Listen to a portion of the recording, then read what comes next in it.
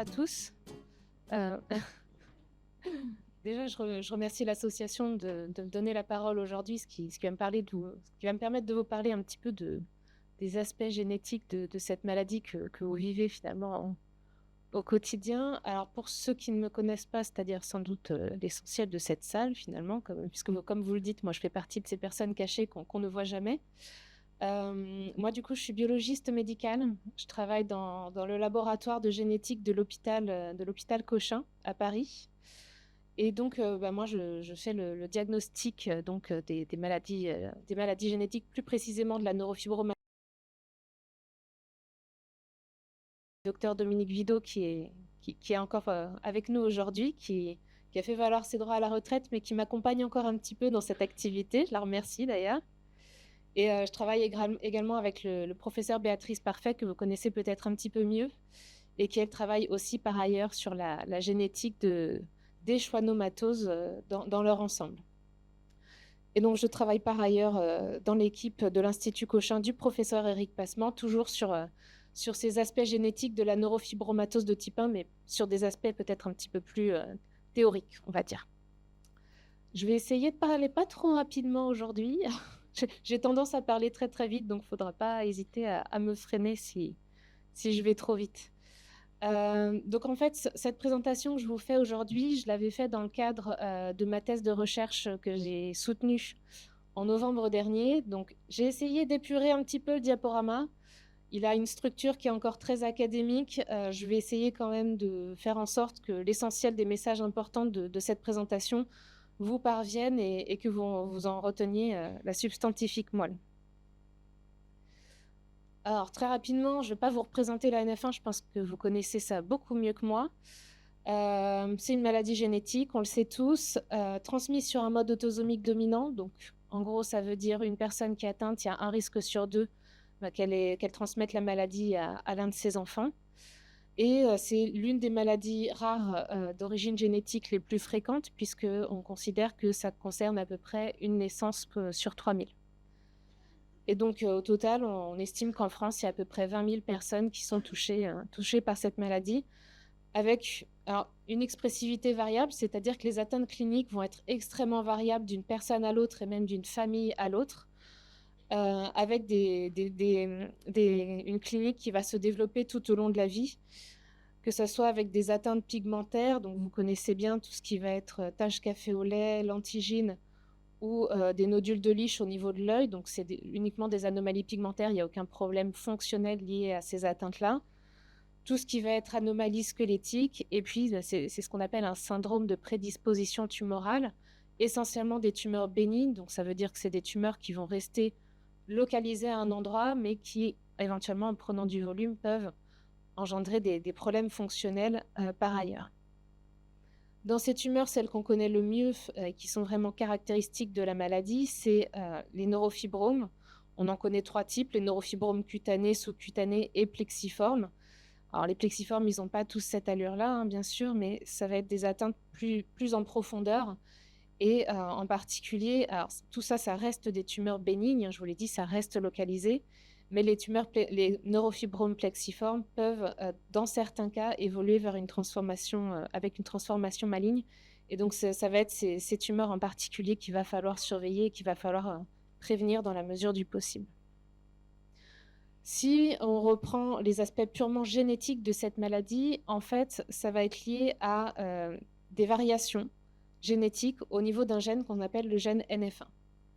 Ce gène, il va être localisé sur le chromosome 17, donc on est tous porteurs de 2 chromosomes 17, donc de 2 gènes NF1. Et donc une personne atteinte de NF1, elle va avoir une mutation au niveau de un de ces 2 gènes NF1. Ce gène, il sert à fabriquer une protéine qu'on appelle la neurofibromine, c'est une assez grosse protéine. Et cette protéine, elle va avoir un rôle au sein des cellules qui va être de réguler une voie de signalisation. Cette voie de signalisation, elle a un rôle finalement dans la prolifération cellulaire. Et le rôle de la neurofibromine, ça va être de freiner cette prolifération cellulaire. Donc quand on a dans la plupart de nos cellules un gène NF1 qui reste fonctionnel, finalement, ça ne gêne pas la prolifération cellulaire, tout se passe bien. Ce qui va se passer, c'est que si on perd complètement la neurofibromine, on perd cette régulation de cette voie de signalisation, et donc il va y avoir une prolifération cellulaire accrue, ce qui va engendrer une partie des symptômes de la maladie.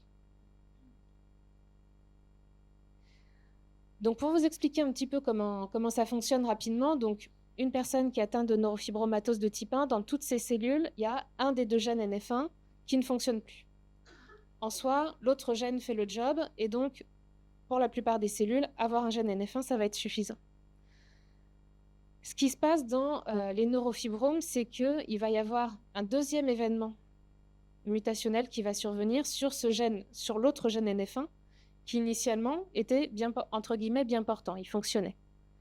Et donc, ces mutations, elles vont survenir plus spécifiquement dans ce qu'on appelle les cellules de Schwann.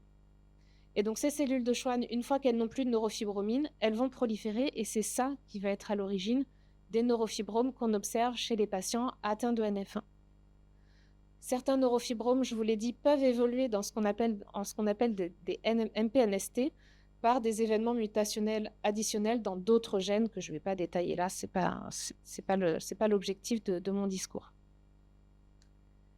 Donc cette protéine, la neurofibromine, si on la représente très schématiquement sous une forme linéaire, vous avez une protéine qui fait 2800 acides aminés, donc vous avez les positions 1 à 2800 ici. Au sein de cette protéine, il va y avoir différents domaines fonctionnels qui vont avoir chacun un rôle bien particulier. Un domaine qu'on appelle le domaine GRD qui va servir justement à réguler cette voie de signalisation qui est la voie des RAS-MAP kinases. Un domaine fonctionnel qui va servir à moduler cette fonction de la protéine. Deux domaines de part et d'autre du domaine GRD qui vont servir à une interaction avec une autre protéine dont vous avez peut-être déjà entendu parler, qui est la protéine SPRED1, qui elle va être associée à une autre maladie qu'on appelle le syndrome de Legius, qui est une copie de la neurofibromatose où en fait les patients ne vont avoir que des taches café au lait. Et puis il va y avoir d'autres domaines de la protéine qui en gros vont servir à sa localisation cellulaire. Pourquoi je vous explique ça? C'est qu'en fait, il y a plusieurs études qui ont été faites à travers le monde pour essayer de comprendre pourquoi certaines personnes vont avoir des atteintes plus ou moins sévères en ayant des mutations différentes de cette neurofibromine. Et il y a notamment ce qu'on a des études de corrélation génotype-phénotype qui ont été faites, c'est-à-dire des études qui ont montré que certains variants spécifiques qui surviennent dans le gène NF1 vont être associés à une présentation clinique particulière de la maladie. Et donc, notamment dans ces études, ils avaient montré que ces variants que je vous ai mis en vert ici étaient associés à une forme très modérée de la maladie, puisque les patients qui étaient atteints ne présentaient jamais de neurofibrome. Et donc, c'est des variants que je vais vous redétailler dans la suite de cette présentation. Et puis d'autres variants pour lesquels ils observaient que les patients avaient plus souvent un certain nombre d'atteintes, et notamment plus souvent des neurofibromes, parfois même des neurofibromes profonds. De la même façon, je vais revenir dessus. Et puis une forme très particulière qui consiste en une délétion complète de ce gène NF1, qui là va être associée à une forme plus sévère de la maladie, avec un certain nombre d'atteintes qui sont retrouvées beaucoup plus fréquemment et qui vont être des points de vigilance chez ces patients-là. Donc ça, c'est ce qui était déjà connu dans la littérature par des études internationales. Ça concerne quelques variations très ponctuelles au niveau de cette neurofibromine, au niveau du gène NF1, mais finalement, les mutations du gène NF1, elles sont extrêmement nombreuses et extrêmement variées, puisqu'on décrit à ce jour plus de 2200 variations différentes dans le gène NF1, dont toutes ne sont pas associées à une forme particulière de la maladie. Et donc, pour l'essentiel, on n'est pas capable actuellement, en identifiant une mutation précise chez un patient, de dire si il va avoir une forme très sévère ou peu sévère de sa maladie, et si ou quand il va développer certains des symptômes de la maladie. Alors, sans trop rentrer dans les détails, il y a aussi d'autres études qu'on appelle des études d'héritabilité qui ont été faites pour rechercher des origines génétiques autres que le gène NF1 qui pourraient expliquer cette variation d'expression de la maladie. Et effectivement, ces études ont suggéré qu'il existait une composante génétique, et sans pour autant être capable de mettre le doigt dessus, et notamment une composante qui pourrait expliquer la survenue des taches café au lait et des neurofibromes chez les patients NF1. Donc moi, l'objectif de mon travail de thèse, ça a été justement d'essayer de trouver quels sont les facteurs génétiques qui vont influencer l'expression de cette maladie qu'est la NF1. Et donc, il va y avoir des facteurs spécifiquement liés aux mutations du gène NF1 et puis des facteurs un petit peu plus généraux dans le génome qu'il va falloir rechercher. Donc, si on se focalise uniquement sur le gène NF1, pour pouvoir travailler, nous, on a quand même besoin d'avoir un certain nombre d'informations. On a besoin d'avoir des informations génétiques et des informations cliniques sur des patients pour pouvoir établir justement ces corrélations. Et pour ça, on a alors ce que nous, on appelle dans notre jargon des cohortes, en fait, c'est des ensembles de patients atteints de neurofibromatose de type 1 qui ont accepté justement qu'on collecte ces données sur eux et qui nous permettent donc de progresser dans cette connaissance de la maladie. Et donc, il y a ce qu'on appelle la cohorte NF France qui a été recrutée au travers de 3 programmes hospitaliers de recherche clinique qui avaient été menés entre 2002 et 2010. Donc, peut-être certains d'entre vous ont peut-être d'ailleurs participé. Et donc, ces programmes de recherche clinique, ils ont permis d'inclure plus de 1100 familles atteintes de neurofibromatose de type 1 et donc d'obtenir des informations pour plus de 1700 patients. Et puis, on a recueilli aussi un certain nombre de données dans le cadre du diagnostic moléculaire qu'on réalise en routine à l'hôpital Cochin. Et donc, pour tous ces patients, nous avons collecté les données cliniques et les données génétiques pour essayer d'établir des corrélations. Donc, je vous l'ai dit, dans la littérature, il y a un certain nombre de corrélations qui avaient déjà été établies. Et nous, notre objectif, c'était de voir si on était capable de reproduire ces données dans la cohorte française et donc si les conseils qui étaient donnés au travers de ces articles pouvaient être applicables à la population française. Donc, on s'est intéressé d'abord aux délétions complètes du gène NF1. Et en fait, ces délétions complètes du gène NF1 dans les groupes français, ça concerne à peu près 4% des patients atteints de neurofibromatose de type 1. Sachant que nous, sur l'ensemble de ce temps, on avait donc diagnostiqué 3479 cas de patients atteints de neurofibromatose de type 1 et porteurs d'un variant pathogène du gène NF1. Et donc, dans cette étude, on a pu travailler sur les données de 126 patients. Donc, peut-être que certains, d'ailleurs, sont dans cette salle. Donc, je les remercie si eux ont donné leur accord pour qu'on puisse travailler sur ces données-là. Et on a essayé de comparer les données cliniques qu'on avait chez ces patients alors ce que j'ai appelé ici une cohorte NF1 classique. En fait, c'est des données cliniques qui ont été recueillies à l'échelle internationale sur l'ensemble des patients atteints de neurofibromatose de type 1. Et donc, si je vous présente un petit peu les résultats ici, donc ça, c'est ce qu'on appelle un diagramme au radar, où vous avez les différentes atteintes cliniques classiquement retrouvées chez les patients atteints de neurofibromatose de type 1. Donc, vous retrouvez les taches café au lait, les lentigines, les nodules de Lisch, les neurofibromes cutanés, etc., etc.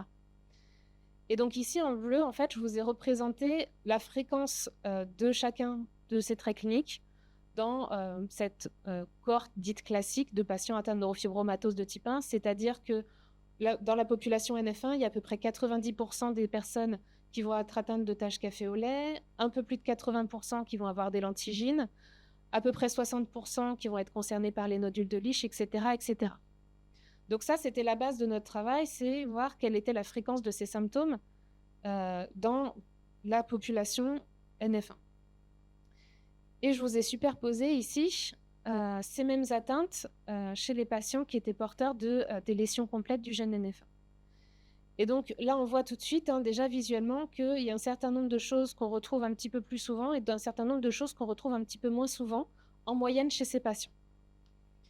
Et donc, notamment dans ce qu'on retrouve plus souvent, ça va être les neurofibromes spinaux.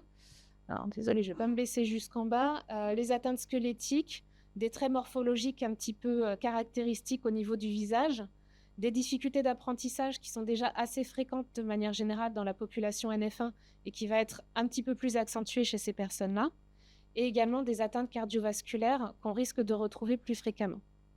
Alors, quand je dis que c'est plus fréquemment, ça ne veut pas dire que toutes les personnes qui ont ce type de mutation vont développer ce type d'atteinte. C'est simplement des points de vigilance qu'il faudra avoir chez les patients qui sont porteurs de ces mutations-là et des choses qu'il va falloir suivre et éventuellement prévenir lorsque c'est possible, lorsque c'est possible. Également, bon, ce qu'on retrouve moins souvent, c'est la petite taille. Bon, en soi, c'est pas un élément clinique majeur de l'ANF1. Alors, si j'essaie de vous expliquer un petit peu brièvement pourquoi ces patients-là vont avoir plus souvent des atteintes cliniques que les autres patients atteints de neurofibromatose de type 1, c'est ce qu'on appelle un syndrome des gènes contigus. Alors, je parle en termes un petit peu barbares ici. En fait, ce qui se passe, c'est qu'ici, je vous ai représenté schématiquement la région du chromosome 17 où se trouve le gène NF1. Donc, vous voyez, ce gène NF1, il est là, il est très grand, il est en jaune. Et tout autour, vous avez, bien sûr, d'autres gènes. Le génome est rempli et plein de 20 000 gènes. Ce qu'il y a dans cette région NF1, c'est ce qu'on appelle des régions homologues, c'est-à-dire des régions qui se ressemblent au niveau de leur séquence, qui s'appellent NF1-REP-A, NF1-REP-B et NF1-REP-C.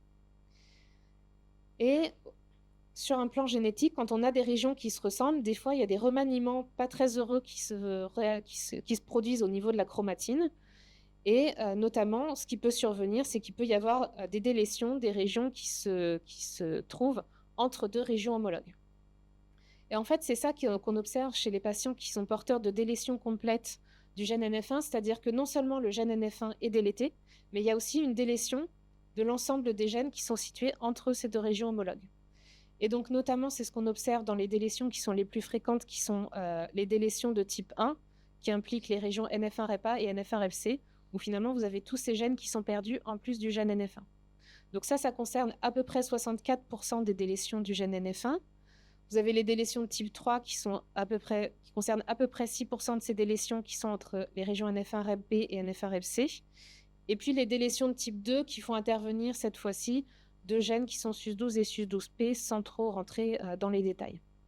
Et donc, pourquoi je vous explique ça Ce qui va expliquer que ces patients vont être peut-être un petit peu plus à risque de développer certaines atteintes, c'est que la perte concomitante des autres gènes dans cette région vont également intervenir dans un certain nombre de symptômes.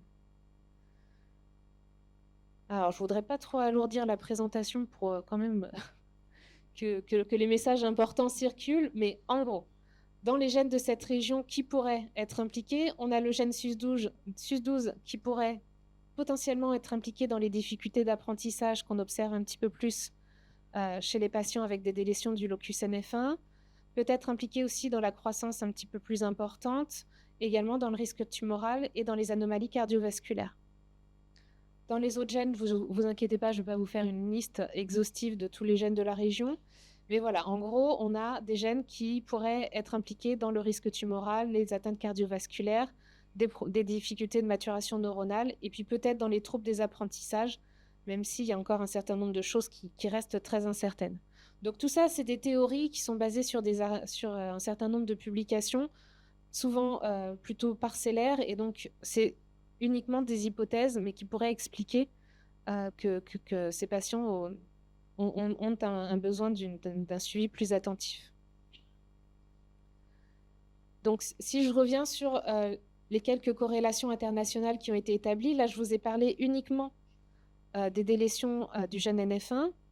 Il y a d'autres corrélations qui ont déjà été établies par le passé, et notre objectif ici, c'était essayer de voir si c'était superposable dans la population française. Donc, il y a une première corrélation qui était déjà bien connue depuis pas mal d'années, c'est les patients qui sont porteurs de ce qu'on appelle la délétion de la méthionine 992. Donc, en fait, c'est simplement un acide aminé qui est perdu au sein de la neurofibromine, c'est-à-dire que sur les 2818 acides aminés qui composent la protéine, il y a un seul acide aminé qui est perdu. Alors, ça va être responsable tout de même d'une neurofibromatose de type 1, mais d'une neurofibromatose de type 1 qui va être globalement très atténuée. Alors, ce phénotype modéré, il avait déjà été décrit dans des articles de 2007 et 2019. Et en fait, on a fait une étude collaborative avec l'équipe du docteur Mina Upadhyaya à Cardiff, en regroupant les données de nos patients français, de nos 18 patients français qui avaient accepté qu'on transmette ces données-là, et de 13 patients qu'ils avaient déjà décrits dans leur publication de 2007. Et au total, dans cette étude, finalement, ils ont montré que il y avait une seule patiente qui avait développé un unique neurofibrome à l'âge de 54 ans. Pour tous les autres patients, aucun n'avait développé ni neurofibrome, ni tumeur, ni MPNST. Et donc, vous avez ici les résultats de cette étude représentés sous forme d'histogramme, où ils ont comparé donc, pour un certain nombre de symptômes de la maladie, la fréquence observée. Donc, le premier bâton, c'est dans leur groupe de patients. Le deuxième bâton, c'est dans la publication qui était un petit peu ultérieure, qui était de 2019. Et puis, le dernier bâton, ça représente les patients NF1 dans leur ensemble. Et donc, cette étude qu'on a réalisée avec eux, ça a permis de montrer qu'effectivement, les patients qui sont porteurs de cette anomalie bien spécifique de la neurofibromine, ils présentent moins souvent des nodules de Lisch et des lentigines, ce qui en soi n'est pas un problème majeur de la maladie, mais surtout, ils ne développent jamais de neurofibrome. Et ils ne développent non plus jamais de gliome des voies optiques. Donc ça, c'est un message très important qu'on essaie de véhiculer aussi auprès des médecins quand on a la possibilité, quand on rend des résultats génétiques, on précise ça dans nos comptes rendus maintenant, c'est qu'on sait que cette mutation en particulier du gène NF1, elle sera associée à une clinique très modérée et donc que finalement, ces patients-là n'auront pas besoin d'un suivi particulier ni particulièrement rapproché, en particulier pour leur risque tumoral. Donc ce variant, il concerne quand même à peu près 1% des patients atteints de neurofibromatose de type 1, donc ça fait toujours 1% des personnes pour lesquelles on n'aura pas à faire un suivi rapproché. Je vous l'ai dit, le risque tumoral est très modéré chez ces patients-là, avec toujours des troubles des apprentissages qui restent assez marqués malheureusement. Ça reste au niveau finalement du reste de la population NF1, mais malgré tout, ça sera un point de vigilance qu'il faudra garder, c'est-à-dire qu'il faudra surveiller quand même le développement des apprentissages chez les enfants qui sont porteurs de cette anomalie-là. Mais globalement, voilà, on peut être très rassurant. Si jamais vous connaissez quelqu'un qui a cette variation-là, on peut être très rassurant là-dessus. Alors, ça va faire un petit peu catalogue ma présentation, mais finalement, les corrélations connues, c'est 6-7 variants maximum, donc on va vite arriver au bout. Ensuite, il y a tous les variants qui vont modifier la méthionine en position 1149 de la neurofibromine, c'est-à-dire on change juste un acide aminé, on ne change pas la longueur de la protéine qui par ailleurs reste intègre. Et donc, nous, on a collecté des informations auprès des prescripteurs concernant ces patients. Donc, à chaque fois, on a demandé l'autorisation du patient pour, bien sûr, pour récupérer ces données cliniques et pour pouvoir les exploiter et pour pouvoir les comparer à des cohortes internationales. Donc, on a voulu confirmer cette association avec une clinique très modérée pour ces variants de la méthionine 1149. Alors, je vous avouerai que dans la cohorte française, on a identifié que 2 personnes qui étaient porteuses dans tout le pays de cette mutation-là. Donc, finalement, je ne peux pas vous présenter de résultats clairs et nets. Mais effectivement, chez ces 2 personnes de 11 et 22 ans, il n'y avait pas de neurofibrome ni de gliome des voies optiques. Donc, effectivement, on peut penser qu'on peut être aussi rassurant pour ces patients-là. Une autre corrélation qui avait été établie également, c'est tout ce qui concerne les modifications de l'arginine en position 1809. Donc, à nouveau, on modifie juste un acide aminé au niveau de la protéine. Et donc, quand on modifie cette arginine 1809, alors la présentation, c'est la même chose que tout à l'heure. Je vous ai mis à nouveau en bleu la fréquence des différents symptômes dans la population NF1, si je puis dire. Et puis, j'ai superposé les données chez les patients qu'on a identifiés, nous, dans les groupes français. Et donc, avec les données de 21 patients, on confirme que finalement, chez ces patients-là, on retrouve un certain nombre d'atteintes cliniques qui est moins fréquemment que chez le reste des personnes atteintes de neurofibromatose de type 1. Et alors, certaines atteintes qui vont être un petit peu plus fréquentes et donc qu'il faudra tout de même surveiller, qui concernent les anomalies osseuses. Bon, les traits phénotypiques, les traits au niveau du visage, ce n'est pas à surveiller, c'est simplement des choses qu'on va observer un petit peu plus fréquemment. Et puis les difficultés d'apprentissage qui sont un tout petit peu plus fréquentes que chez les autres patients. Mais surtout, le message important et extrêmement rassurant, c'est que ces patients, aucun de ces 21 patients n'a développé de neurofibrome ni de gliome des voies optiques. Donc de la même façon, on peut être extrêmement rassurant pour ces patients-là et pour leur suivi par rapport au risque tumoral.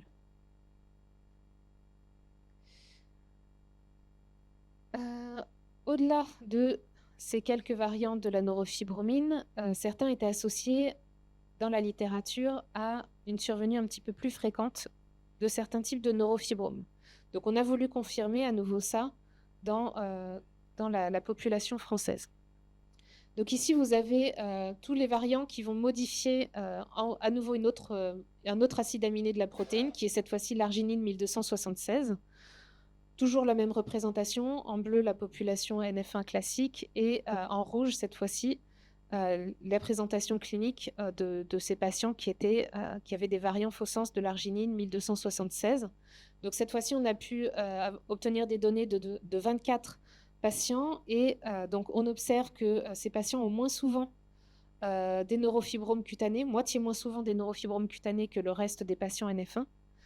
Par contre, par ailleurs, il va y avoir des points de vigilance particuliers chez eux, puisqu'ils vont avoir plus souvent des neurofibromes finaux. Alors, toujours pareil, je dis plus souvent, moins souvent, on reste quand même relatif dans ce qu'on dit, c'est-à-dire qu'il y a à peu près la moitié des patients qui avaient des neurofibromes sous-cutanés. Donc encore une fois, ce n'est pas quelque chose de systématique, mais ça va être quelque chose qu'il va falloir surveiller. Également des points de surveillance au niveau des atteintes squelettiques et au niveau des atteintes cardiovasculaires. Donc un risque un petit peu plus accru, mais à nouveau, rien de systématique. Et puis, ce qu'on a décrit aussi, c'est qu'aucun de ces 24 patients n'avait développé de gliome des voies optiques, donc également un message plutôt rassurant pour eux. Je vais bientôt arriver au bout de ma liste. Donc, on a également les variations qui vont modifier encore une autre position de la neurofibromine. Genre à chaque fois, j'essaie de vous les positionner sur le schéma de ma protéine. Donc, les variants qui vont modifier la lysine en position 1423. Et donc, de la même façon, dans la littérature, ces patients ont été plutôt décrits avec un petit peu plus de neurofibromes. Et donc, nous, ce qu'on observe, qui est en accord avec les précédentes publications, c'est que ces patients, ils ont moins de neurofibromes cutanés. Par contre, plus à risque d'avoir des neurofibromes plexiformes. Et donc, à nouveau, ça va faire partie des points de vigilance qu'il va falloir avoir pour ces patients-là et d'une surveillance accrue, de risque d'atteinte osseuse aussi et du risque d'atteinte cardiovasculaire. Donc, à nouveau, c'est juste un risque de survenue de ces atteintes, mais en les surveillant, on peut aussi prévenir les complications chez ces patients-là. Un petit peu plus de difficultés d'apprentissage. Alors ça, c'est toujours un petit peu compliqué parce que finalement, on compare à des cohortes internationales où finalement, peut-être qu'ils sous-évaluaient les difficultés d'apprentissage par rapport à ce qui se pratique habituellement en France. Les dernières associations qui avaient été mises en évidence concernaient les acides aminés 844 à 848 de la neurofibromine, donc à nouveau modification d'un seul acide aminé au niveau de cette protéine. Alors, ce qui était décrit dans la littérature, c'était plutôt une atteinte un petit peu plus sévère de ces patients-là. Nous, ce n'est pas forcément ce qu'on retrouve dans les données françaises. Alors, effectivement, il y a un petit peu plus souvent des neurofibromes plexiformes chez ces patients-là, un petit peu plus souvent des atteintes osseuses, mais pour autant, il y avait un certain nombre de choses qui étaient décrites dans l'article de 2018, notamment un risque sur les tumeurs malignes et sur les gliomes des voies optiques que nous, on ne retrouve pas du tout dans la population française. Donc, nous, on ne peut pas forcément donner un message spécifique pour ces patients-là, peut-être tout de même un point de vigilance sur les neurofibromes plexiformes, mais pour tout ce qui est tumeurs malignes, a priori, ça n'a pas été observé en France. Donc finalement, je vous parle d'un certain nombre de variants de la neurofibromine. Je vous l'ai dit, il y en a plus de 2200 différents qui existent de variations. Et finalement, ces quelques corrélations associées à une clinique globalement plus modérée ou à risque de complications, ça concerne un petit peu moins de 10% de l'ensemble des patients atteints de neurofibromatose de type 1. Et donc, globalement, on manque encore malheureusement d'éléments de discussion et notamment de corrélations strictes qui nous permettent de dire, lorsqu'on identifie un variant dans le gène NF1, si la personne est à risque de développer certains symptômes plutôt que d'autres. Même Je vous dis ça, finalement, même parmi ces corrélations établies à l'échelle internationale et donc confirmées plus ou moins dans la population française, on observe malgré tout une variabilité entre les individus qu'on n'arrive pas encore bien à expliquer. Et donc, la suite de ce travail qui avait pour objectif d'identifier les facteurs génétiques à l'origine de cette variabilité d'expressivité de la maladie, c'était d'essayer d'aller un petit peu au-delà de ce gène NF1 et de voir s'il n'y avait pas des éléments génétiques, des facteurs génétiques autres que le gène NF1 qui pourraient influer justement sur l'apparition de certains des symptômes de la maladie. Alors, c'est des choses que j'avais déjà commencé à évoquer il y a un certain temps lors d'autres journées neurofibromatose, mais on est arrivé au bout d'une partie de ce travail et donc aujourd'hui, c'est l'occasion d'essayer de vous présenter un petit peu où on en est. Donc là, on va aller un petit peu au-delà du gène NF1. C'est des approches de génomique qui sont un petit peu particulières. Donc, je ne vais pas trop rentrer dans les détails pour ne pas vous noyer sur des informations qui finalement ne sont pas essentielles. Mais l'objectif, en fait, c'était de faire ce qu'on appelle une étude d'association pangénomique, c'est-à-dire d'aller regarder dans l'ensemble du génome quelles sont les variations génétiques au-delà du gène NF1 qui vont influer la survenue de certaines atteintes de la maladie. Et donc pour ça, on avait un groupe de patients donc atteints de neurofibromatose de type 1 et on a comparé le fond génétique de ces patients en fonction de leurs atteintes cliniques. C'est-à-dire qu'on a regardé, on a comparé ce qu'on appelle un groupe K, c'est-à-dire par exemple un groupe qui présentait des neurofibromes versus un groupe qui ne présentait pas de neurofibromes et on a regardé si au niveau de leurs caractéristiques génétiques, on retrouvait des différences. Donc pour cette partie, on avait des données génétiques et cliniques pour 1333 patients pour lesquels on a caractérisé plus de 7 millions de variants du génome. Ces variants du génome, c'est des variants qu'on retrouve dans la population générale, dont je peux être porteuse, dont n'importe quelle personne dans la salle peut être porteuse. En soi, ces variants qui se trouvent dans notre génome, ils ne vont pas être associés en eux-mêmes à une maladie. C'est-à-dire que voilà, moi j'en suis forcément porteuse d'un certain nombre d'entre eux, je ne suis pas malade pour autant. Mais l'idée qui se cache derrière, c'est que chez des patients qui sont malades à cause d'une mutation du gène NF1, peut-être que ces variations dans leur génome vont influer la survenue de symptômes spécifiques de la maladie. Donc chez moi, ça ne développe pas de neurofibrome, mais chez une personne qui est atteinte de neurofibromatose de type 1, peut-être que ça favorise la survenue de ces neurofibromes. Ah oui, pardon. Et donc, nous, pour cette étude, on s'est intéressé plus spécifiquement aux neurofibromes cutanés, sous-cutanés et plexiformes. Je vous passe les détails en fonction de comment on a étudié ces différents types de neurofibromes. Pour vous représenter schématiquement un résultat d'étude d'association pangénomique, ça, en général, ce graphique-là, ça ne parle à personne, ce qui est tout à fait normal. Ça, c'est ce qu'on appelle un Manhattan plot. Alors, Manhattan, c'est censé évoquer les tours de Manhattan quand on a des résultats qui sont assez intéressants. Disons qu'ici, on a une grande tour et puis des petites tours à droite à gauche. Alors, Manhattan plot, pourquoi? C'est qu'en fait, chacun des points va représenter un des variants qu'on a étudiés dans le génome. Ces points, ils vont être localisés en fonction de leur position dans le génome, donc en fonction de leur position au niveau des différents chromosomes, et puis en fonction de l'association qu'on montre entre ce variant et la survenue d'un symptôme. Donc moi, par exemple, ici, j'ai un point très intéressant au niveau du chromosome 9. On a même plusieurs points très intéressants au niveau de cette région particulière du chromosome 9, qui va très haut dans l'étude qu'on a faite sur les neurofibromes plexiformes. Ce qui veut dire que l'ensemble de ces petits points, l'ensemble de ces variants, pourraient avoir un rôle dans la survenue des neurofibromes plexiformes chez les patients atteints de neurofibromatose de type 1. Alors, c'est bien joli d'avoir des variants dans notre génome, mais nous, en général, on se dit plutôt, c'est pas ce variant, il va avoir un rôle, et ce rôle, il va être probablement au niveau d'un certain nombre de gènes qui se trouvent à proximité. Donc, de la même façon, sans trop rentrer dans le détail, on a fait ce qu'on appelle un triple mapping, c'est-à-dire qu'au-delà de ces variants, on a essayé de voir sur quels gènes ça pouvait influer, justement, ces variations génétiques. Et donc, par cette approche, on a identifié 170 gènes qui sont potentiellement impliqués dans la survenue de ces différents types de neurofibromes qui sont les neurofibromes cutanés, sous-cutanés ou plexiformes. Et donc notre question, ça a été derrière, 170 gènes, ça fait quand même une liste assez conséquente. Quel va être le rôle de ces gènes spécifiquement dans la survenue de ces neurofibromes?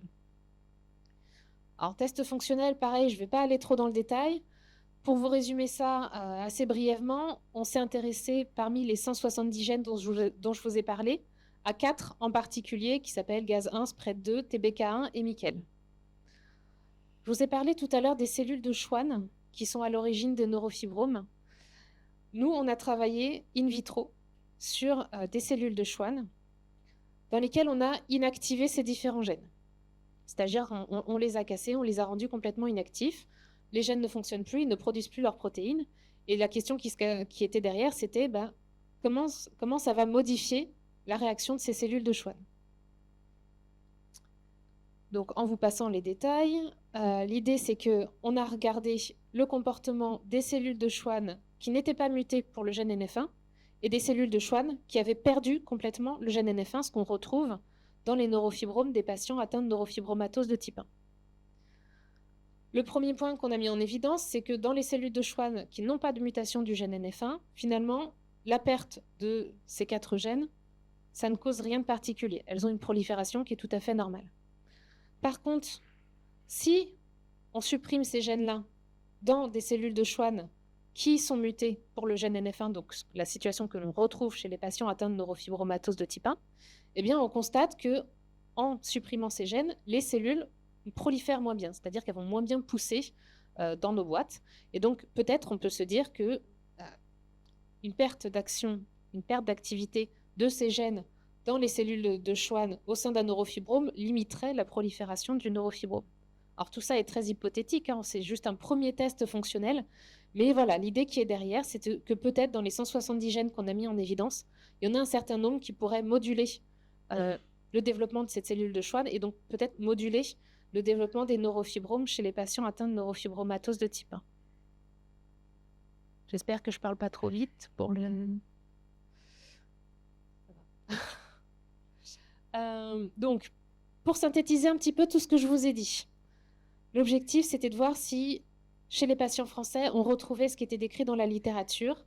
Globalement, on confirme ce qui était déjà précédemment décrit et donc ce qui va être un message important pour les cliniciens et pour les patients, à savoir que les patients qui ont des délétions complètes du gène NF1 vont être plus à risque d'un certain nombre de complications et que donc il va falloir les surveiller plus particulièrement, de la même façon que les patients qui ont des variants qui modifient ces 2 acides aminés de la protéine.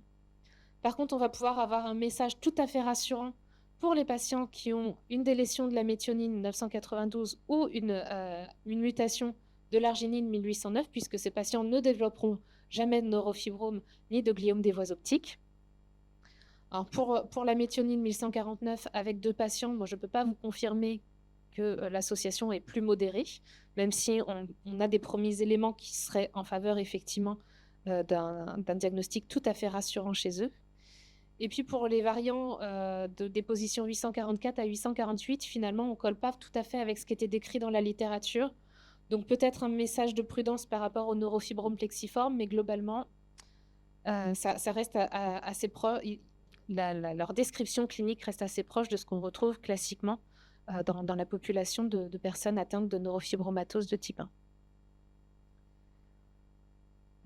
Bon, je ne vais peut-être pas trop m'attarder sur les détails de la conclusion. On a des hypothèses de travail actuellement, de se dire que peut-être que les variants que je vous ai mis en vert ici seraient hypomorphes, c'est-à-dire que la protéine garde une partie de sa fonctionnalité, ce qui expliquerait que la clinique de ces patients est globalement plus modérée. Et puis peut-être ce qu'on appelle un effet dominant négatif, je ne vais pas rentrer dans les détails, pour les autres variants. Et donc peut-être que ces variants, la présence de ces variants empêcherait la neurofibromie normale de fonctionner au sein des cellules. Donc ça, c'est des choses qu'on va continuer à explorer. Donc peut-être que d'ici, alors peut-être pas l'année prochaine, ça serait un petit peu ambitieux, mais peut-être que dans quelques années, on aura l'occasion de réintervenir et de vous expliquer pourquoi certains de ces variants sont associés à la présence ou non notamment de neurofibromes. Et donc, on essaie d'établir d'autres corrélations génotype-phénotype dans la NF1. On en a une actuellement qui est une piste intéressante, qui concerne l'arginine en position 1204 de la neurofibromine. Donc, elle serait localisée à peu près dans ce coin-là, au niveau du site de fixation de la protéine spread 1. On a une dizaine de patients qu'on a identifiés en France qui, semble-t-il, ne développent pas de neurofibrome non plus lorsqu'ils sont porteurs de ce variant-là. Donc, avec un petit peu de chance, on pourra confirmer cette association et également avoir un message rassurant pour ces patients-là assez rapidement. Donc ça, c'était pour ce qui était uniquement lié au gène NF1. On est allé un petit peu plus loin que le gène NF1. On a regardé s'il y avait des associations entre des variants du génome de manière plus générale et les atteintes de type neurofibrome chez les patients. On a mis en évidence un certain nombre de gènes d'intérêt qu'il va falloir qu'on explore. Donc, on en a déjà exploré 4, dont 2, finalement, présentent peut-être un intérêt, qui sont les gènes GAZ1 et SPRED2. Alors, peut-être une future piste thérapeutique des neurofibromes, ça pourrait être intéressant. Ça, je ne vais peut-être pas trop rentrer dans le détail non plus. On a fait un test sur 4 gènes. On va maintenant essayer de faire un crible un petit peu plus systématique des 170 gènes dont je vous ai parlé.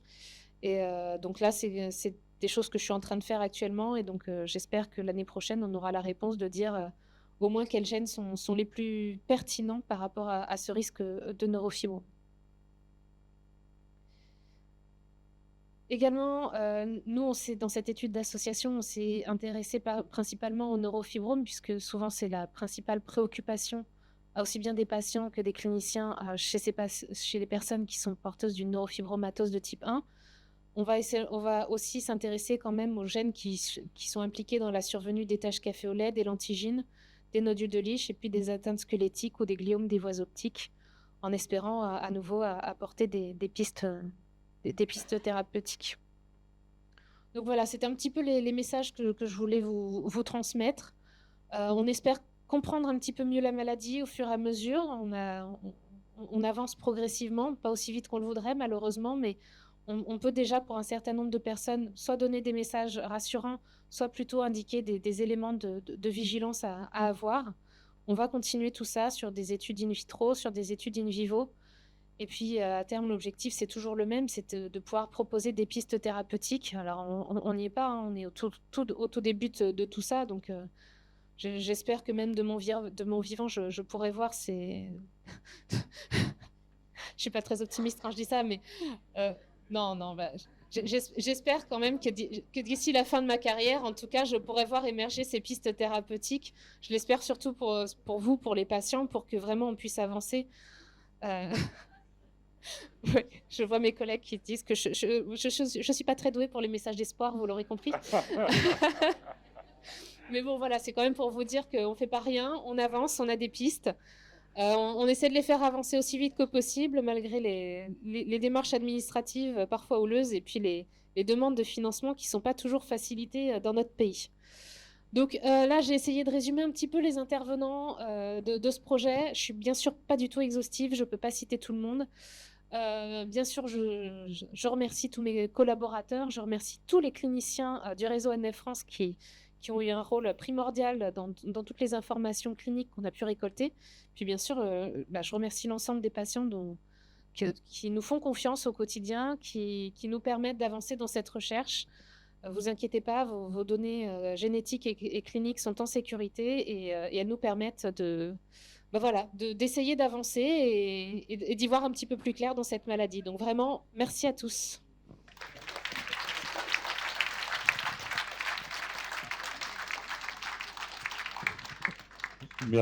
Merci.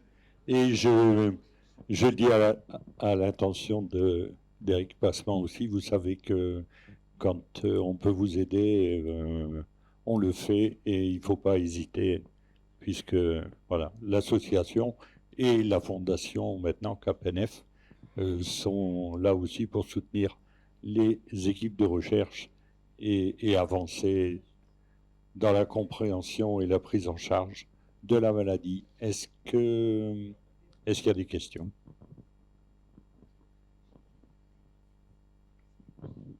Bon, moi j'ai une question très pratico-pratique d'un clinicien.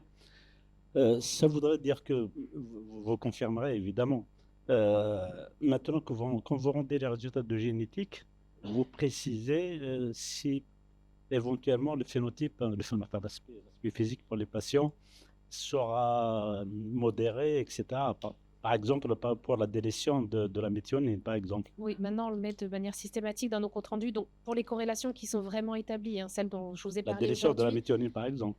voilà. Maintenant on le met, on a un modèle de compte rendu où alors on peut pas faire des pages et des pages pour tout résumer, mais on fait référence à l'article source et on précise que c'est associé à un phénotype très modéré de la maladie. Parce que c'est Justement important. pour vous guider Ça- aussi, parce que Tout à vous ne fait. pouvez pas Et tout c'est savoir. important aussi que le patient le sache. Ça veut dire que Oui, maintenant, on est en droit de leur expliquer qu'ils auront probablement un phénotype plus ou moins modéré.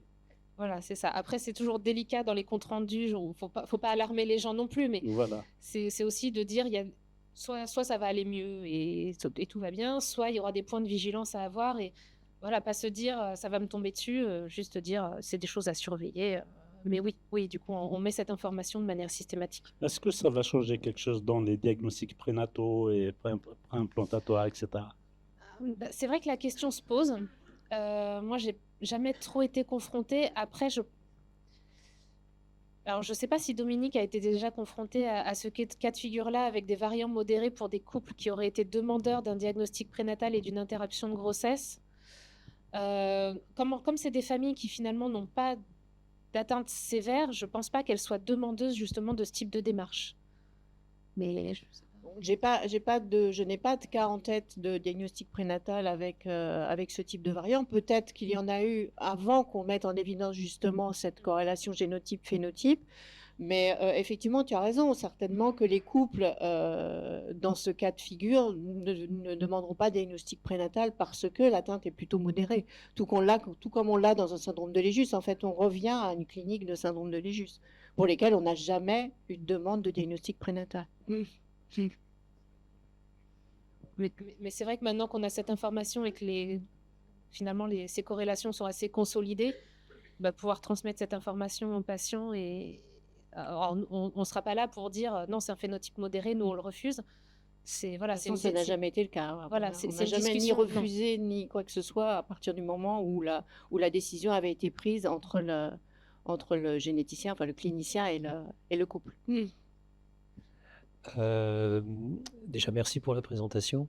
Est-ce que dans votre méthodologie, vous avez aussi la possibilité de mettre en évidence que c'est la combinaison de deux variants qui, corrélés avec un problème sur le gène NF1, augmenterait ou diminuerait des problèmes de phénotype ou pas? Ou on se borne à un seul variant?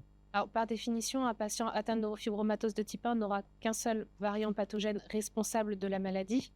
Après, ce qui avait été recherché aussi, c'était de voir si sur le gène non muté, il y avait des variants qui, en population, ne sont pas sévères, ne font rien de particulier, mais qui pourraient jouer. Et finalement, rien n'a été mis en évidence. Donc vraiment, c'est que les variants pathogènes du gène NF1 qui... Alors, je parlais des variants, mais sur les autres gènes.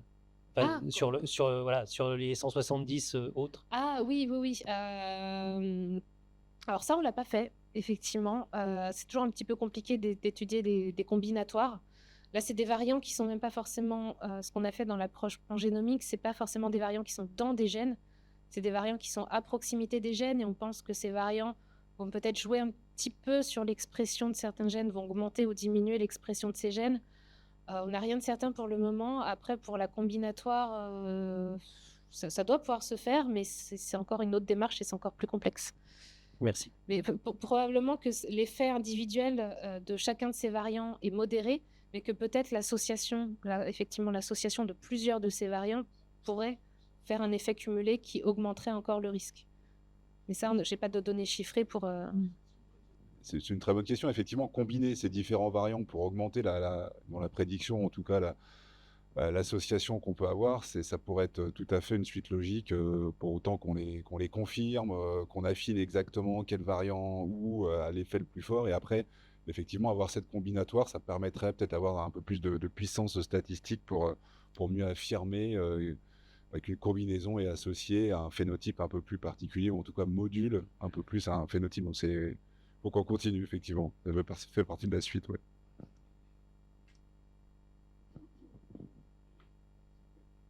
Ah, merci. Merci. Je suis un intrus aujourd'hui parce que je suis italienne et je travaille à l'université de Padova et sur la neurofibromine. Et c'est pour cela que je cherche de faire une question en français. Vous pouvez essayer en Pardonne-moi. italien, mais je vais pas. C'est un effort. Ouais. Je vais Et tenter l'italien, mais je ne votre suis pas sûre de résu- comprendre. Votre résultats sont très intéressants, très importants. Mais si je raisonne comme une biologiste cellulaire, je ne trouve jamais la neurofibromine. Et qu'il y a une mutation, une variante dans ces cellules sauvages des patients que nous prenons, je ne trouve jamais la neurofibromine. Je parle des tumeurs de plessiformes, je ne trouve jamais la neurofibromine.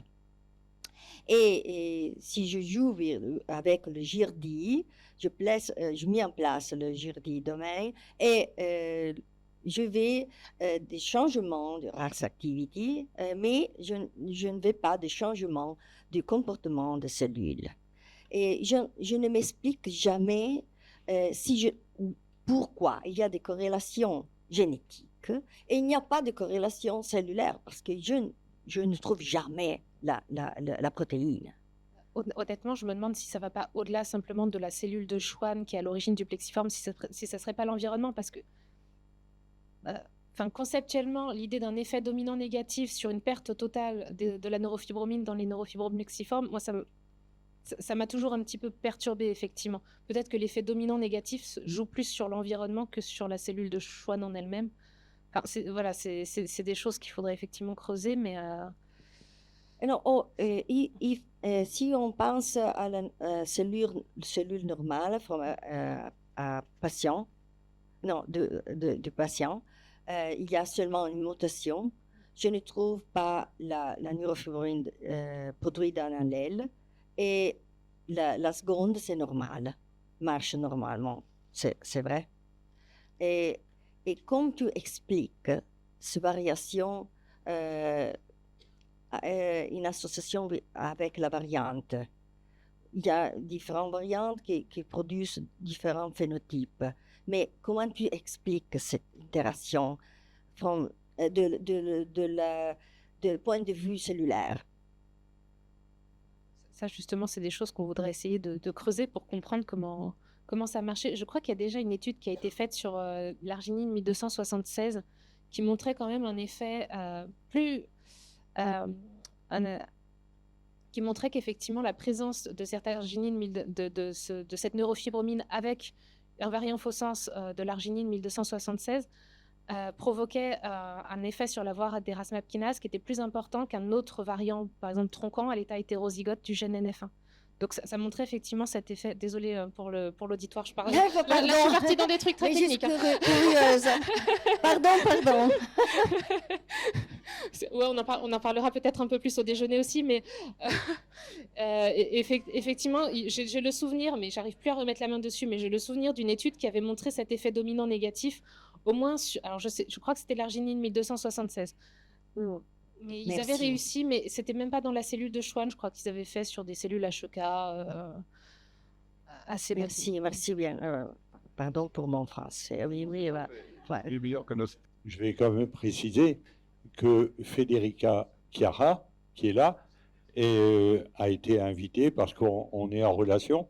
Elle représente l'association italienne, l'INFA, neurofibromatosis. Voilà, c'est ça, je ne me suis pas trompé. Et donc, elle a quand même un français très acceptable. Voilà.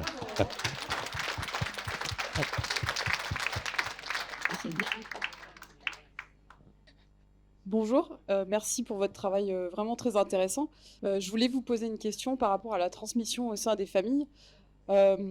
Puisque les variants, donc vous avez présenté différents variants, comment se fait-il qu'au sein d'une même famille, finalement, l'expression de la maladie soit pas non plus la même, puisque en théorie, les variants sont transmis d'un patient à sa descendance. Est-ce qu'il y a encore d'autres mutations qui se produisent lors de l'embryogénèse ou comment se fait-il que, voilà, au sein d'une même famille, il y a eu une telle diversité aussi des phénotypes? Bah, c'est toute la question à laquelle on essaie de répondre, justement. Alors, manifestement, ça ne serait pas les variations du gène NF1 additionnel Ce possiblement seraient les autres qui gènes. seraient responsables, ce seraient les autres gènes. Donc, par exemple, si c'est le papa qui atteint, qui transmet, peut-être les gènes transmis, enfin, on met en cause personne, hein, mais peut-être des polymorphismes transmis par la mère qui changeraient un petit peu l'équilibre au Donc, ce niveau serait la cellulaire d'un certain nombre de combinaison. choses. Et voilà, la Ouais. combinatoire. Mais ça, c'est pas des choses prévisibles, hein, malheureusement. Et puis, on n'est pas capable sur du diagnostic prénatal d'avoir cette finesse non plus de dire on va faire un score global sur l'ensemble des polymorphismes du génome et dire que tel embryon aura cette présentation de la maladie. On n'aura jamais, je pense, cette finesse-là de diagnostic, mais probablement que c'est le reste du fond génétique qui va jouer. Et c'est ce qu'on essaie de comprendre justement par ces études d'association. Merci.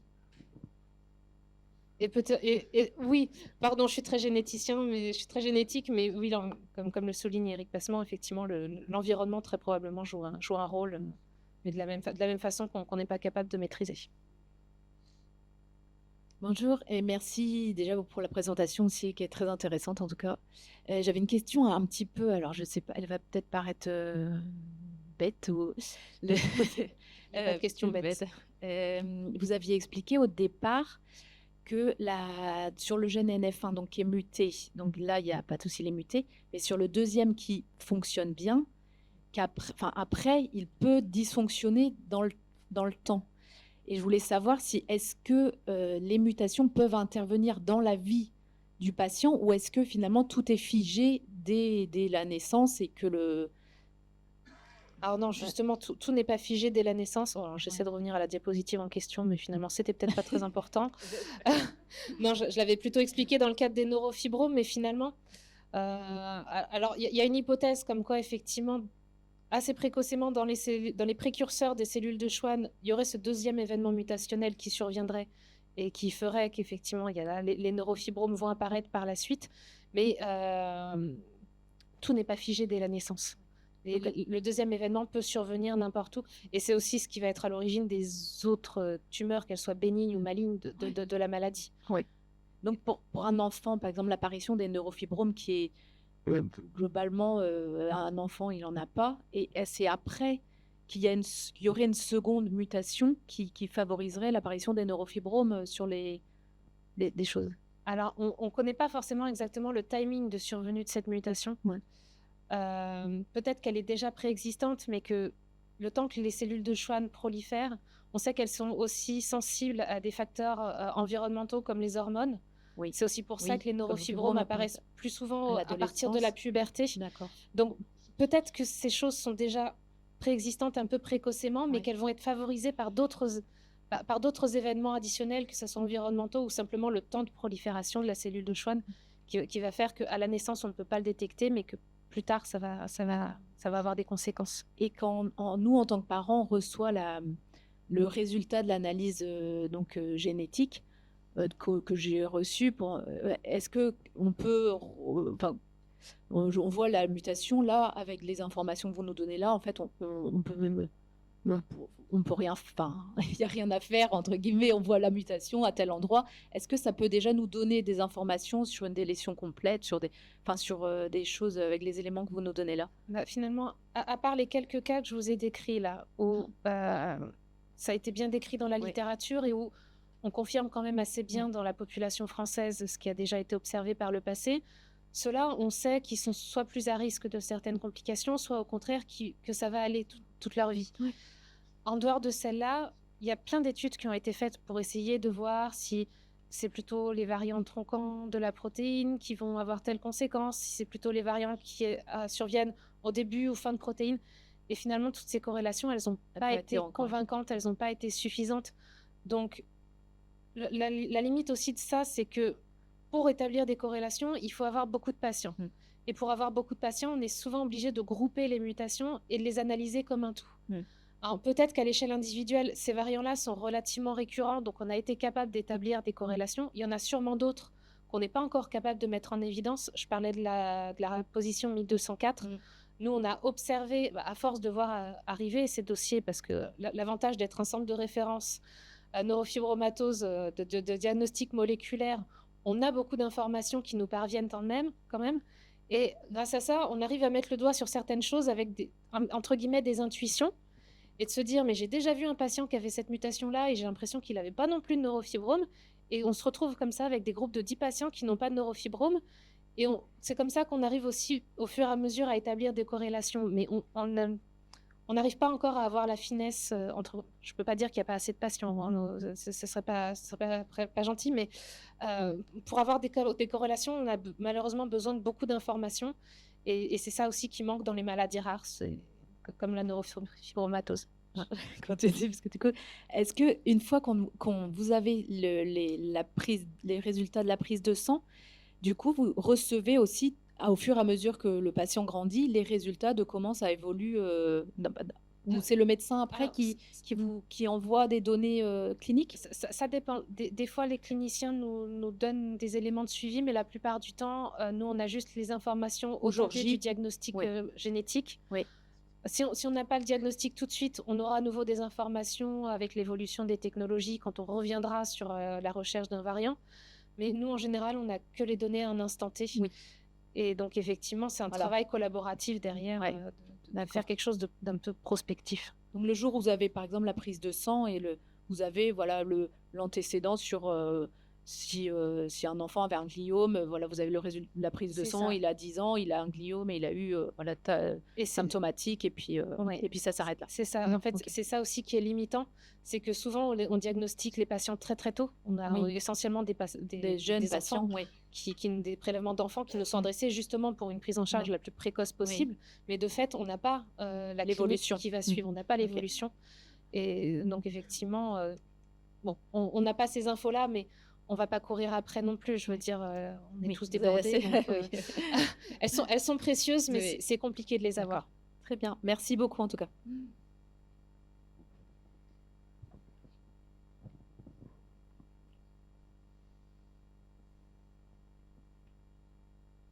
Merci. Donc moi, je me posais la question de est-ce que toutes ces variantes peuvent avoir un impact en termes de fréquence entre une personne qui est née d'une mutation spontanée ou génétique par l'un des deux parents? Est-ce qu'on voit une différence par rapport à tout ça? Par rapport aux quelques corrélations dont je vous ai parlé? Ouais. Est-ce que ça va plus toucher ceux qui sont nés d'une mutation spontanée ou transmise par l'un des deux parents, ou ça va être encore variable comme partout dans l'ANS? Alors, je me suis pas forcément attachée à ça. En tout cas, ça m'a pas sauté aux yeux dans les informations que j'avais, en fonction de si la mutation était sporadique ou si elle était héritée d'un des parents. Bon, en général, quand on a l'enfant, on a souvent les données cliniques du parent aussi, et donc c'est analysé comme un tout. Mais non, effectivement, j'ai pas cette notion-là. Après, c'est vrai que quand c'est de novo, on peut peut-être avoir aussi le risque de mosaïque. Enfin, le risque de mosaïque entre guillemets, c'est-à-dire les patients dont toutes les cellules ne seraient pas atteintes et pour lesquels on peut espérer une atteinte moins sévère, effectivement. Mais j'ai pas la donnée de est-ce que c'est plus sévère ou moins sévère quand c'est sporadique ou pas. Je voulais vous poser une question sur l'intérêt pour le patient, en dehors d'être inclus dans un programme de recherche, de faire ce bilan sur les variants. Moi, en tant que patiente de Bordeaux, donc on ne m'a jamais proposé de faire ce bilan, et je voulais savoir s'il y a un intérêt à le faire. Alors peut-être maintenant au regard des éléments que vous avez mis en évidence, oui, ça peut être un peu prédictif de certaines fragilités ou certains risques accrus. Voilà. Après, le bilan pour un patient, il est toujours bénéfique, je pense, de toute façon, d'avoir au moins assez précocement un certain nombre d'examens qui sont réalisés pour voir quels sont le risque de chacune des atteintes. Après, pour les patients qui sont concernés par ces variants-là, nous, on va orienter vers un suivi plus ou moins rapproché. Enfin, on va orienter... on donne les éléments qu'on connaît, et après, c'est charge aux cliniciens de voir avec le patient pour organiser au mieux la prise en charge. Mais effectivement, on ne peut peut-être pas faire des bilans, des check-ups complets et exhaustifs tous les ans aux patients malheureusement. Je vais compléter juste la réponse de Laurence. C'est que les patients qui sont inclus dans le cadre d'un protocole de recherche, évidemment, enfin ceux que l'on a fait, ils avaient tous évidemment une recherche de mutation. Et ça, on sait très bien que ces patients-là, le jour où ils soient un membre de la famille qui serait porteur, etc., quand on recherchera sa mutation, on aura les résultats très rapidement. Parce qu'elle a été détectée déjà dans le cadre de la recherche. Et ça, je pense que les patients, enfin, en principe, ils devraient le savoir. Après, nous, les données qu'on a, elles sont anonymisées, donc parfois, faut un petit peu tirer pour retrouver les Non, on le noms des sait. patients, mais vous savez. Non, on le sait. Je vous transmets toujours l'information comme quoi ils ont été inclus dans l'un des 3 PHRC. Pour répondre un peu plus précisément à votre question, c'est vrai que nous, le diagnostic moléculaire, il nous est essentiellement demandé chez les enfants. Les 2 tiers de notre cohorte sont des enfants pour poser un diagnostic. Un enfant arrive avec naît avec des taches café au lait, où les taches café au lait se développent dès la première année. Il faut poser un diagnostic. Est-ce que c'est une neurofibromatose de type A? Est-ce que c'est un syndrome de Mélégus? Ou est-ce que c'est ni l'un ni l'autre et que finalement, il va garder ces 6 ou 7 taches café au lait toute sa vie? Donc, il y a déjà toute cette partie-là de la patientèle. Et puis ensuite, on réalise du diagnostic moléculaire dans l'objectif d'un diagnostic prénatal chez des jeunes couples. Donc là, on est plutôt aux alentours d'une 20aine d'années. Après, au-delà de, je dirais, on ne va pas fixer une limite, mais au-delà de 40 ans, il n'y a pas forcément d'intérêt s'il n'y a pas de descendance, il n'y a pas d'enfants qui, eux, sont en âge d'avoir eux-mêmes des enfants. Si ce n'est, bien sûr, d'avoir derrière la tête, parce que là, toutes ces cohortes, on a les cohortes PHRC, donc qui sont de vraies cohortes de recherche, et puis bien sûr, on s'appuie également sur notre cohorte diagnostique extrêmement importante, puisqu'il ne faut pas oublier que nous, le laboratoire, ça fait une 30aine d'années qu'on travaille sur la NF1, et bien entendu, alors je ne dis pas que plus on a de patients, mieux on va réaliser toutes nos études, parce qu'il ne faut pas non plus, on peut dire un petit peu vulgairement, bourrer les urnes, parce qu'on a déjà énormément de travail. Mais c'est vrai que les patients, c'est la base. Ouais, c'est la base de notre travail, de notre recherche. Vous voyez, donc on a vraiment 3 catégories. Les enfants, pour affirmer le diagnostic. Après, les jeunes adultes, dans l'objectif d'un diagnostic prénatal. Et ensuite, bon, au-delà d'une 40aine d'années, sauf s'il y a vraiment un phénotype extrêmement particulier, je dirais qu'à la limite, il n'y a pas vraiment d'intérêt. Oui, en général, la clinique suffit à partir de l'âge même avant l'âge adulte, la clinique suffit à poser le diagnostic. Donc, voilà, la génétique n'est qu'un complément éventuel pour, comme le dit Dominique, pour les générations suivantes. Merci beaucoup. Juste rapidement, j'avais juste deux petites questions. Lorsqu'une analyse génétique est réalisée partout en France, elle arrive dans un laboratoire unique à Paris? Parce que les recommandations qui sont faites, vous disiez, voilà, maintenant on peut commenter sur les variants qu'on a vus. Éventuellement, si c'est à risque supérieur ou inférieur, mais du coup, est-ce que tout arrive au même labo? Alors, si je ne dis pas de bêtises, mais Dominique me rattrapera, on a été laboratoire de référence national pendant très longtemps. Donc, effectivement, pendant des années, c'était uniquement l'hôpital Cochin. Alors, d'abord Beaujon, puis l'hôpital Cochin qui récupérait l'ensemble des données nationales. Maintenant, de plus en plus de laboratoires en France, effectivement, font ce diagnostic génétique. Je pense notamment à Lyon. Je crois qu'il y a à Toulouse aussi. J'en oublie encore. À Marseille aussi, effectivement. C'est déjà pas mal. Donc effectivement, de moins en moins, ça nous revient vers nous.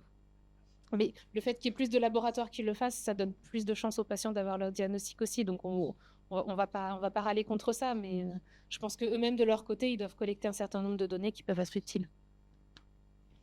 Mais c'est vrai que comme nous sommes, dans le circuit depuis un certain temps, les cliniciens nous envoient quand même préférentiellement les prélèvements.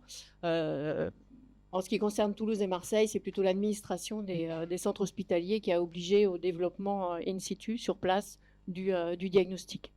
Et donc, il y a certains cliniciens qui avaient l'habitude de travailler avec nous, qui essayent quand même malgré tout de nous envoyer les prélèvements, parce que c'est vrai qu'on a l'expérience. Bon, tout ça, petit à petit, avec le temps, bien sûr, les laboratoires vont, de leur côté, acquérir toute l'expérience nécessaire, mais on a un vrai dialogue avec les cliniciens et ils souhaitent conserver ce dialogue avec nous. Mais c'est vrai qu'au départ, il y avait Lyon et nous, Lyon faisait à peu près un quart de l'activité et Paris les 3/4.